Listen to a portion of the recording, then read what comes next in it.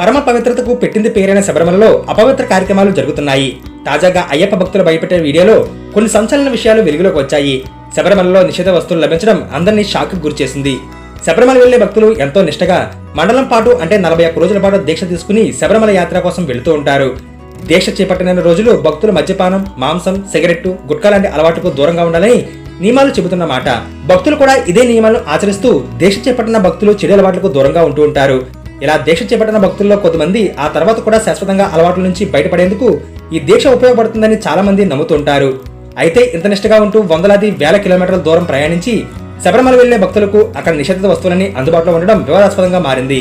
ట్రావెన్స్కోర్ board దేవస్థానం శబరిమల సన్నిధానం, పంబ, నీలక్కల ప్రాంతాల్లో పొగాకు ఉత్పత్తుల విక్రయాలను నిషేధిస్తూ చాలా ఏళ్ల నుంచి నిబంధనలు అమలు చేస్తుంది.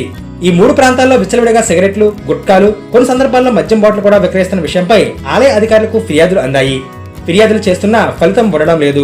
ఎంతో దూరం నిష్ఠతో మాల ధరించి ఇక్కడికి వచ్చిన భక్తుల్లో చాలా మంది ఇలాంటి విక్రయాల వల్ల నియమాల నుంచి దారి తప్పుతున్నారని భక్తులు గత ఏడాది ఆలయ అధికారులకు ఫిర్యాదు చేసినా ఫలితం లేకపోవడం, తాజాగా శబరిమల వెళ్లిన అదే భక్తులకు ఇక్కడ పరిస్థితుల్లో ఏమాత్రం మార్పు లేని విషయాన్ని గుర్తించి పొగాకు ఉత్పత్తుల విక్రయాలు జరుగుతున్న వీడియో తీసి దేవస్థానం అధికారులకు, స్థానిక మీడియాకు అందించడంతో విషయం వైరల్ గా మారింది. దీంతో ప్రభుత్వం ట్రావెన్స్కోర్ యాజమాన్యంపై ఒత్తిడి పెంచడంతో అలర్ట్ అయింది.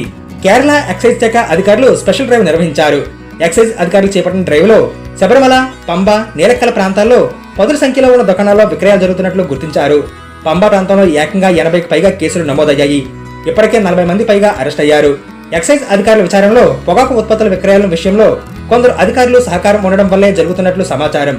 భక్తులు వీడియోలు తీసి స్థానిక మీడియాలో వైరల్ చేయడం వల్లే విషయం బయటపడింది. లేదంటే అధికారులు అండదండలతో విక్రయాలు అలాగే కొనసాగవని భక్తులు అంటున్నారు.